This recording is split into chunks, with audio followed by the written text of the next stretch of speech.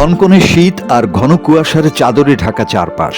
জীবন বাঁচাতে হাজার মাইল পথ পাড়ি দিয়ে আমাদের দেশে একটু উষ্ণতার খোঁজে ছুটে আসে অতিথি পাখিরা। কিন্তু কে জানতো সেই নিরাপদ আশ্রয়ের খোঁজই হয়ে উঠবে তাদের শেষ গন্তব্য। এক বুক আশা নিয়ে আসা এই আবাবিল পাখিদের জন্য আমাদের আতিথেয়তা কি তবে মৃত্যু ফাঁদ হয়ে দাঁড়ালো?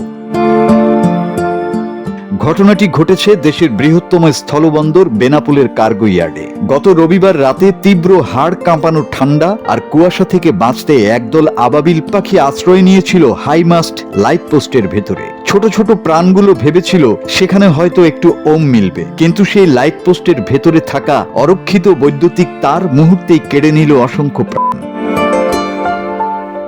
বিদ্যুৎ স্পৃষ্ট হয়ে একের পর এক পাখির নিথর ঝরে পড়তে থাকে। স্থানীয়রা জানান, অরক্ষিত বৈদ্যুতিক সংযোগের কারণেই বিদ্যুৎ শোকে একের পর এক পাখির মৃত্যু ঘটে। পরবর্তীতে লাইট পোস্টের ইলেকট্রিক বক্স খুলে প্রায় 30টি মৃত আবাবিল পাখি উদ্ধার করা হয়। প্রকৃতির এই সুন্দর অতিথিদের এমন করুণ পরিণতি যেন আমাদের অব্যবস্থাপনার এক চরম নিদর্শন হয়ে দাঁড়িয়েছে।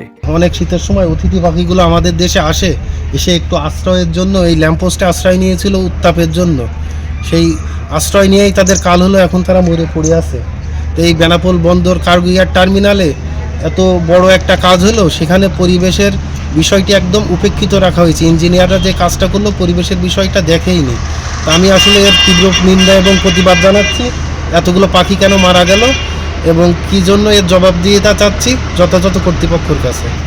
তবে কর্তৃপক্ষ বিদ্যুৎ শকের বিষয়টি অস্বীকার করেছে। তাদের দাবি, স্বভাবসুলভভাবে আবাবিল পাখি উঁচু ভবন, লাইট পোস্ট বা টাওয়ারের ফাঁকে অবস্থান নেয়। উপর থেকে নিচে পড়ে যাওয়ার কারণেই পাখিগুলোর মৃত্যু হয়েছে। ভবিষ্যতে দুর্ঘটনা রোধে প্রয়োজনীয় ব্যবস্থা নিতে ঊর্ধ্বতন কর্তৃপক্ষকে জানানো হয়েছে বলছেন বেনাপোল বন্দর কর্তৃপক্ষ।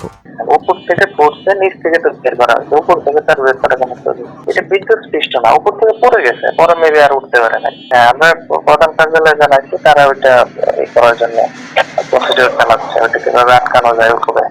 বন্য প্রাণী বান্ধব এই নিরাপদ নকশা ছাড়া লাইট পোস্টগুলি নির্মাণ করায় ক্ষোভ প্রকাশ করেছেন পরিবেশ ও বন্যপ্রাণী সচেতন মহল। প্রকৃতির এই সুন্দর অতিথিদের এমন করুণ বিদায় মেনে নেওয়া কঠিন।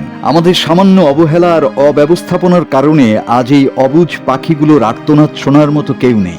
আজ যদি সেই বৈদ্যুতিক সংযোগগুলো সুরক্ষিত থাকতো, তবে হয়তো এই প্রাণগুলো অকালে ঝরে পড়তো না। প্রকৃতির ভারসাম্য রক্ষায় আমাদের এই উদাসীনতা আসলে কার ব্যর্থতা?